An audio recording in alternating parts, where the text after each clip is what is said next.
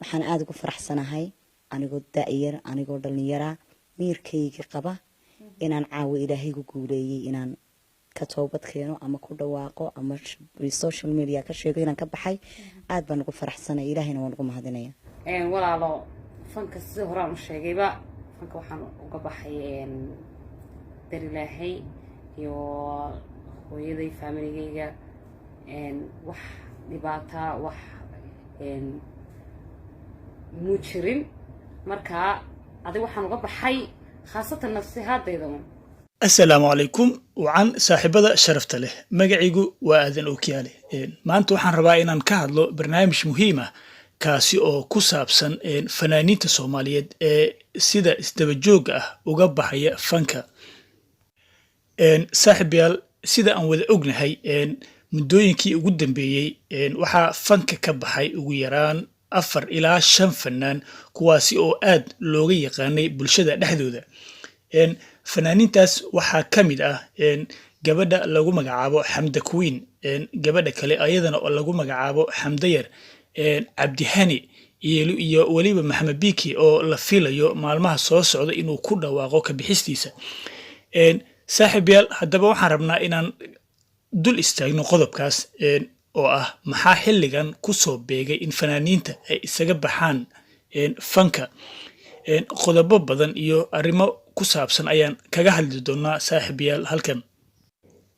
saaxiibayaal sida aan wada ognahay amaba qof walba oo naga mida uu og yahay fanka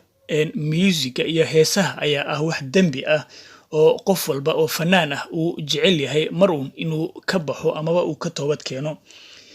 muddooyinkii ugu dambeeyay si isdaba joog ayaa waxa fanka uga baxay dhowrka fanaan ee aan horey ku soo sheegnay bal waxaan rabaa maanta inaan hal u dul istaago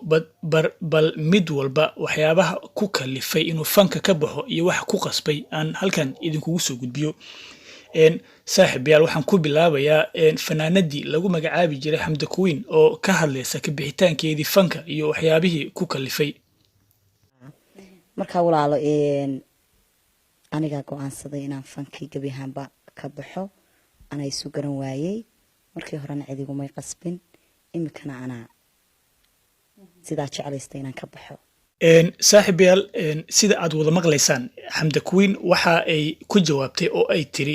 fanka aniga ayaa soo galay ayada oo aysan cidna igu qasbin maantana sidoo kale aniga ayaa jecelaystay inaan ka baxo ayada oo aysan cidna igu qasbin Xamda Queen su'aal kale oo la weydiiyay ayaa waxa ay ahayd bal fanka maadaama aad muddo ku jirtay maxaad faa'iido ka heshay ama hanti amaba wax kale waxa ay ku jawaabtay sidan mar kale wallahi sagalay fanka heerkan maanta aan joogno ama fanaaniin ahaan la joogo haddaan qiimeeyo markaan fanka soo galayay iyo maanta markii aan guda galay dhowrkaas saneen ku jiray horta different weeyno balaaran markaan soo galayay aad buu ila qurux badnaa wax baan ku hamiyay wax wanaagsan laakiin sidii way aad magac baana fan Soomaali laga dhaxlaa oo maanta Xamda Queen ilmaha yar labada jirkaaye ama yacni madaxa la kacay ayaa garanaya magac baan ka dhaxlay aan oran karaa Xamda Queen saaxiibayaal sida aad wada maqlaysaan waxa ay tiri fanka intaana soo galin waxaan ka malaysanayay amaba aan ku haminayay inaan wax weyn ka sameyn doono taas oo micnaheedu ay tahay in hanti iyo adduunyo ay ka sameyn doonto laakiin sida bedelkeeda ay noqotay oo fanka wax faa'iido ah haba yaraatee aysan ka helin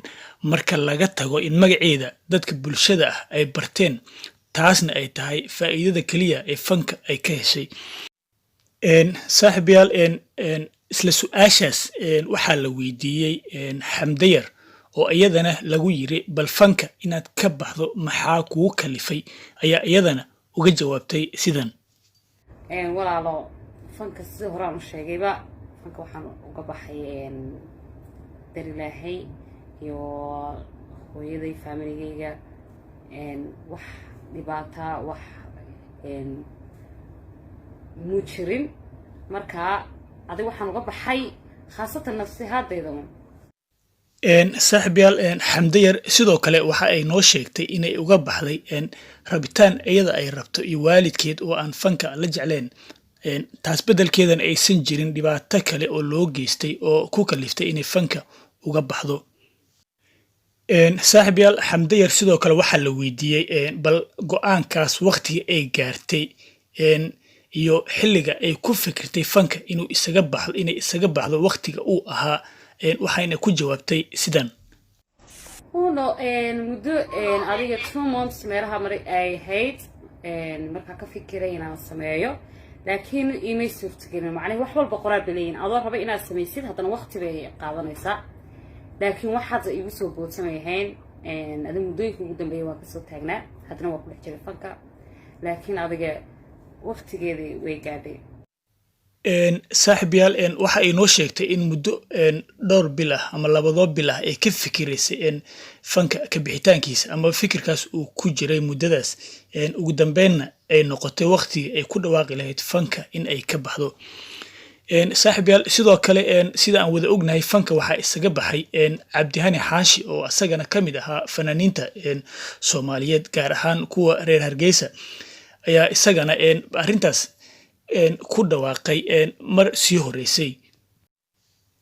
saaxiib yaal iima aysan suurtagelin inaan codkiisa soo helo oo halkan aan idinkugu soo gudbiyo laakiin waxaa soo gudbinayaa oo aan idinla wadaagayaa mid ka mid a amaba nin asagu cabdihani aqoon u leh oo lana soo hadlay kaasi oo halkan bal ka xaqiijinaya cabdihani iyo maxaa la yidhaahdaa fanka ka bixitaankiisa iyo weliba waxyaabaha u xigi doona fanka. waa jiraa warkaasi toddobaadkii u dambeeyey cabdihani waxa uu ku cibaadaysanayay masaajidka markiska loo yaqaano oo uu kaga qayb galay kulanka islaamka ama ijtimaaca 3 cisho ka hor ayuu guud ahaan fanka ka baxay cabdihani. habeen hore ayaan aniguna xaqiijiyey oo wax ka weydiiyey sidaa daraaddeed waa war jira waanu ka baxay cabdihani xaashi cabdilaahi fanka waananu ducaynaynaa isagana khayr baan ilaahay u weydiinaynaa. saaxiib yaal ninka odaga ah waxa uu xaqiijiyey cabdihani inuu fanka ka baxay islamarkaana uu khayraad iyo cibaadooyin kale uu galay waa uuna u duceeyey annagana sidoo kale waan u ducaynaynaa waxaan rajaynaynaa in ilaahay toobadiisa uu ka aqbalo islamarkaasna dembiyadii uu soo galay uu ka baabiyo amaba ka tirtiro. saaxiib yaal sidoo kale waxaa jirta in ninka lagu magacaabo maxamed siciid bike oo ah ninka ugu tunka weyn fanaaniinta reer somalilan uu isagana ku dhawaaqay amaba ku dhawaaqi doono goordhow inuu isaga baxay fanka. saaxiib yaal sida aad horey u aragteenba axmed khayr oo lagu magacaabi jiray axmed biif ayaa arrintan bk la wadaagay bulshada islamarkaasna u sheegay in maalinka arbacada ah ay fishaan war farxad leh kaasi oo ah bk oo ku dhawaaqaya fanka inuu isaga baxay. saaxiib yaal dad badan ayaa hadalkaas su'aalo ka keenay oo ah haddiiba bk uu ka toobad keenay fanka maxaa uu islamarkaasba ugu dhawaaqi waayay fanka inuu ka baxay. saaxiibayaal sida aniga ay ila tahay ama aragtideyda bk xilligan la taagan yahay kuma jira fanka oo waa uu isaga baxay laakiin waxa uu sugayaa munaasabad amaba meel weyn oo public ah uu ku sheego in fanka uu isaga baxay halkaasna bulshada kula wadaagi doono. saaxiibayaal halkaas ayaan kusoo gabagabeynayaa barnaamijkaas insha allah waxaan rajaynaynaa in dadka bulshada waxtarka u yeelan doona ee fanka iyo arrimahaas ku mashquulsan inay fanka isaga baxaan islamarkaana waxyaabo kale oo ummadda waxtar u leh ay kusoo biiraan amaba soo gudbiyaan. saaxiibayaal mar walba waxaad xasuusnaantaan in wanaagga iyo xumaantuba ay leeyihiin amaba sii yeelan doonaan dad ka shaqeeya. haddii ay 100 fanaan isaga baxeen fanka waxaa soo geli doona 100 kale oo cusub. taasina ma aha wax lala yaabo oo waa dabeecadda bani aadamka. xumaanta iyo wanaagana waxaa loo kala sameeyey in dadku ay kala raacaan oo qofna wanaagga uu ka shaqeeyo qof kalena xumaanta uu ka shaqeeyo. saaxiibayaal halkaas ayaan rabaa inaan barnaamijkan kusoo gabagabeeyo insha allah. waxaan idin leeyahay meel walba oo aad adduunka dacaladiisa ku joogtaan nabad iyo caafimaad ku waara insha allah.